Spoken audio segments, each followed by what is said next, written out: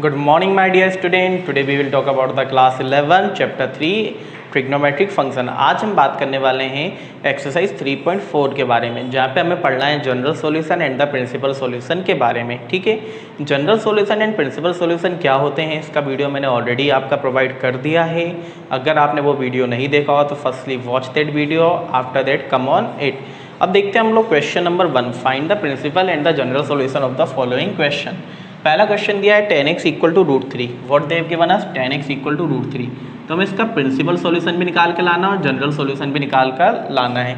तो हमें देखना है कि tan x आपका tan में √3 किस किस की वैल्यू होती है, किस किस एंगल पे tan आपका √3 हो सकता है।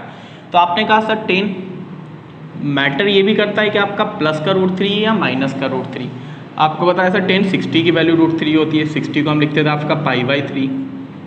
ठीक है, इसके अलावा हमें वैल्यू देखना है तो हमें क्वाड्रेंट आपके कोऑर्डिनेट बनाना पड़ेगा। ये होगा 0, π/2, 3π, सॉरी पाई, 3π/2 एंड 2π, देन 5π/2, 3π, 6π/2 सब पता है आपको। ठीक है, अब ये था आपका tan π/3। तो आपने कहा सर कि फर्स्ट क्वाड्रेंट में है tan π/3 है, तो इसकी वैल्यू क्या हो जाएगी, आपका √3 हो जाएगी। अगर आप सेकंड क्वाड्रेंट में गए तो भी आपको √3 मिलेगा, लेकिन सेकंड क्वाड्रेंट में tan नेगेटिव होता है, इसलिए आप सेकंड क्वाड्रेंट की वैल्यू को नहीं देख सकते। जबकि आपने कहा कि सर अगर हम थर्ड क्वाड्रेंट की वैल्यू देखें, किसकी वैल्यू देखें हम लोग, थर्ड क्वाड्रेंट, तो पाई थर्ड क्वाड्रेंट में tan होता है आपका पॉजिटिव, मतलब मैंने पाई प्लस π/3 कर लिया। थर्ड क्वाड्रेंट के लिए मैं क्या कर सकता हूँ, यहाँ पे tan पाई प्लस π/3, तो भी क्या मिलेगी आपको π/3, मतलब √3 ही मिलना है। इसके बाद आपने कहा सर यहाँ पे 3π भी होता है, तो आपने 3π प्लस π/3 कर लिया तो भी √3 होना है। यहाँ पे था 4π प्लस π/3 किया तो भी √3 होना है, 5π प्लस π/3 किया तो भी √3 होना है। लेकिन मुझे देखना है केवल प्रिंसिपल वैल्यूज़। क्या देखना है मुझे, केवल प्रिंसिपल वैल्यू। प्रिंसिपल वैल्यू का मतलब क्या होता है, जो कि 360 डिग्री से कम हो। तो यहाँ पर आपने कहा कि सर अगर इसको हम सॉल्व करते हैं तो वी विल गेट 3 और 4 π/3, मतलब 60 240 डिग्री। क्या मिल जाएगा, 240 डिग्री। फिर हमने कहा चलो एक और एंगल हम ले लेते हैं, 2π भी लेके देख लेते हैं।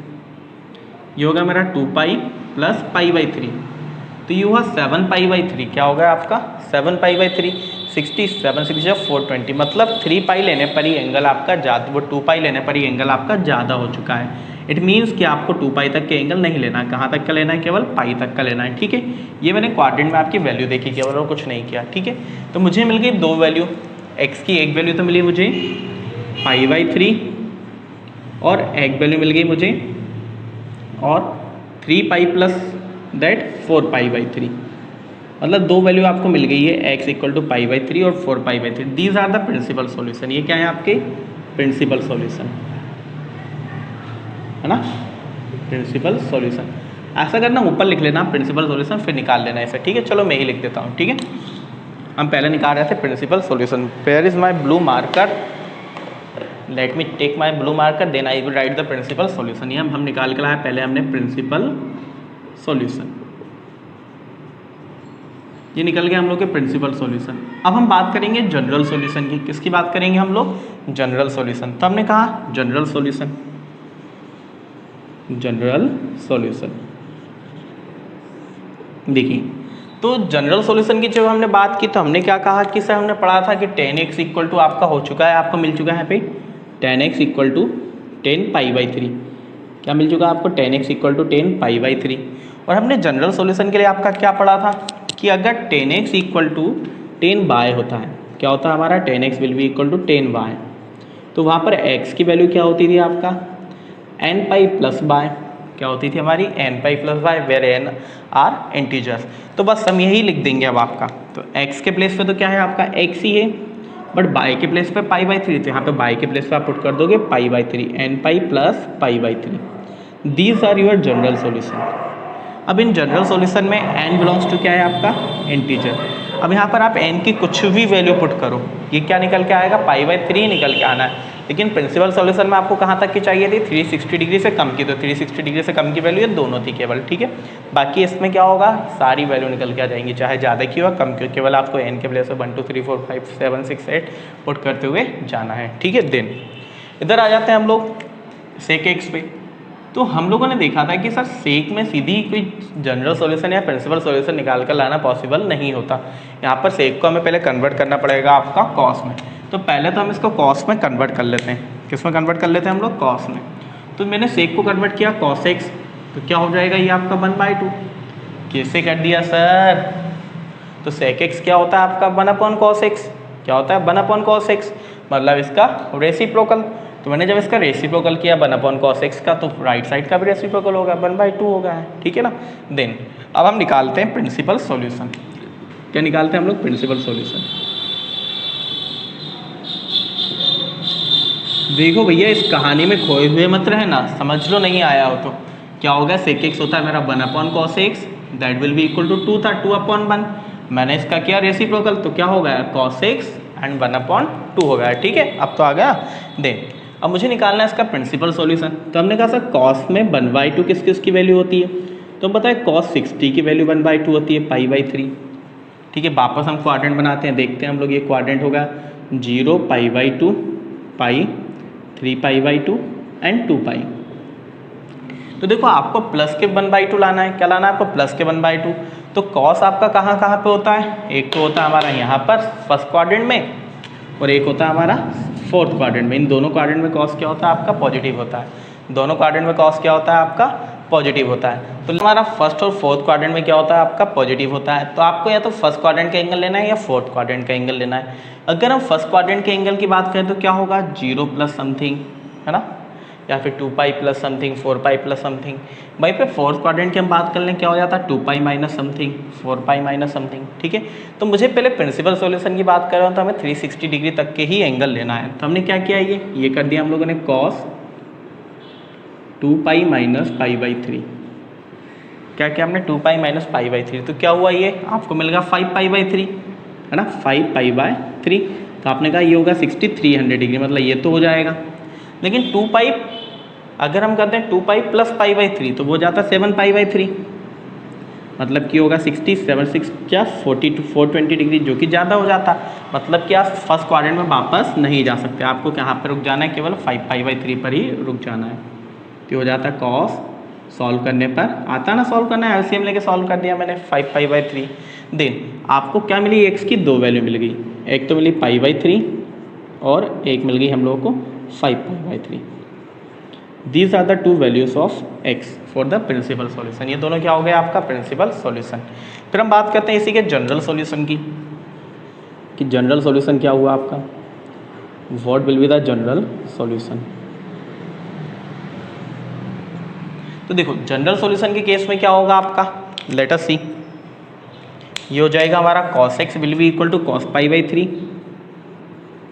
cos x will be equal to cos π/3। Then general solution के केस में आपका क्या आ जाता है? हमने cos के लिए पढ़ा था कि अगर हमारा cos x equal to cos y होता है, इन दैट केस x की वैल्यू क्या हो जाती थी आपका? 2n pi plus minus y, है ना। तो बस यहाँ पर भी हमारा सेम चीज़ आपकी चलेगी। हमारा क्या है? cos x equal to cos π/3 है, तो x की वैल्यू क्या हो जाएगी आपका? 2n pi plus minus π/3, 2n pi plus minus π/3, where n belongs to z, where n belongs to z। These are our solution. In that way we can find the general solution and the principal solution. और question देखते हैं हम लोग। Let us see the question number 3। Question number 3 है हमारा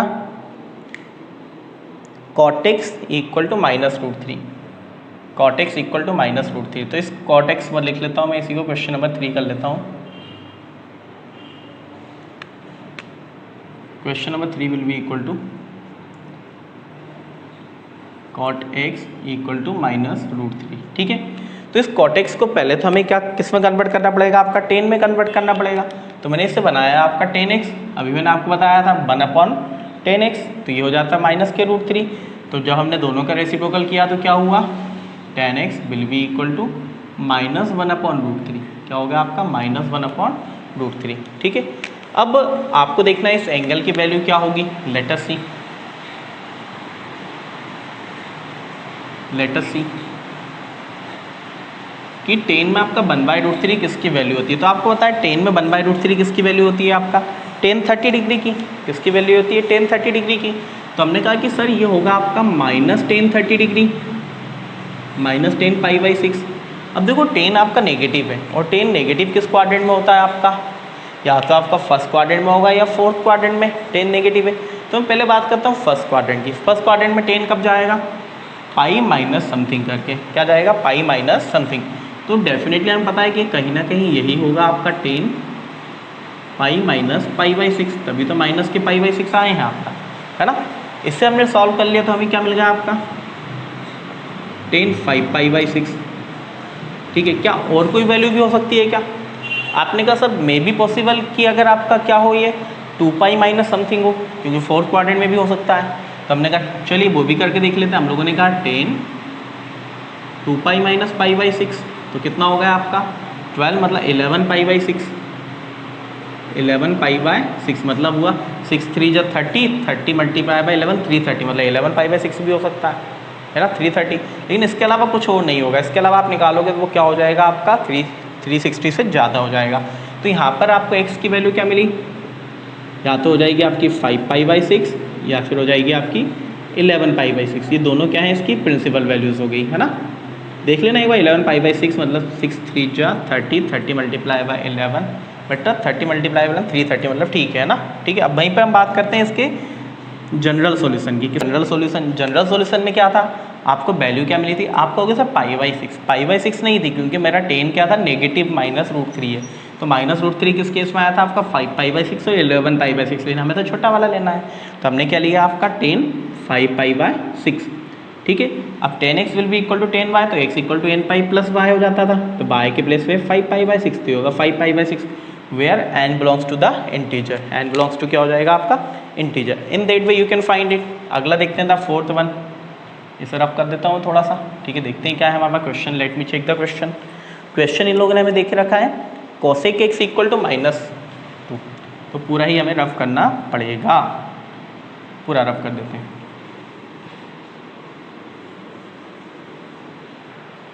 fourth one क्या है मेरा, ये है मेरा cosec x इक्वल टू -2। तो let us see the question number 4। cosec x equal to -2, ठीक है। इस cosec को हमने किया साइन में चेंज, पहले तो cosec को हमने किया साइन में चेंज। तो जब हमने cosec को साइन में कन्वर्ट किया तो we will get sin x will be equal to minus के 1/2। क्या मिल गया मुझे -1/2। तो हम देखते हैं साइन x, साइन 1/2 किसकी वैल्यू होती है आपका साइन 30 डिग्री की, तो ये होगा साइन पाई बाई 6 30। लेकिन साइन आपका माइनस में है, तो आपको जब माइनस में किस क्वाड्रेंट में होगा, या तो सेकंड क्वाड्रेंट में होगा या फिर थर्ड क्वाड्रेंट में। तो पहले हम अगर थर्ड क्वाड्रेंट में होगा या फोर्थ क्वाड्रेंट में, क्योंकि फर्स्ट और सेकंड में साइन पॉजिटिव होता है। तो आपने लिया थर्ड क्वाड्रेंट में, ये क्या हो जाएगा आपका sine pi plus pi by 6, कितना हो जाता है आपका साइन 7 पाई बाई 6। अब देखो 7 पाई बाई 6 कहीं आपका 360 से ज़्यादा तो नहीं हो रहा। पाई बाई 6 मतलब 30 मल्टीप्लाई बाई 7 कितना होता है, 30 मल्टीप्लाई बाई 7 210, मतलब कि 7 पाई बाई 6 आपका आ सकता है। तो देखते हैं 2 पाई माइनस समथिंग करके देख लेते हैं कि सर फोर्थ क्वाड्रेंट में भी तो हो सकता है। तो हमने कहा sir 2 pi minus pi by 6, है ना, तब भी साइन आपका नेगेटिव हो जाएगा। आपने कहा ये होगा 12, मतलब 11 पाई बाई 6, 11 पाई बाय 6, तो ये 30 मल्टीप्लाई बाई 11 330, मतलब ये भी हो सकता है आपका, ठीक है। तो अब हमें दो एंगल मिल गए। अब अगला एंगल आप लोगों के डेफिनेटली बड़ा होना ही होना है वो तो x की आपको दो वैल्यू मिलेगी। प्रिंसिपल सॉल्यूशन में या तो 7 पाई बाई 6 या फिर हो जाएगी आपकी 11 पाई बाय 6। ये हो गया आपका प्रिंसिपल सॉल्यूशन।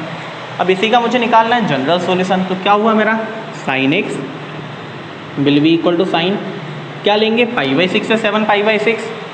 हमें क्या चाहिए साइन नेगेटिव चाहिए। नेगेटिव कब होता है 7 पाई बाई 6 पे, पाई बाई 6 पे तो पॉजिटिव है, माइनस साइन लगा के रखा है इसलिए बाहर है ना, तो हो जाएगा साइन 7 पाई बाई 6।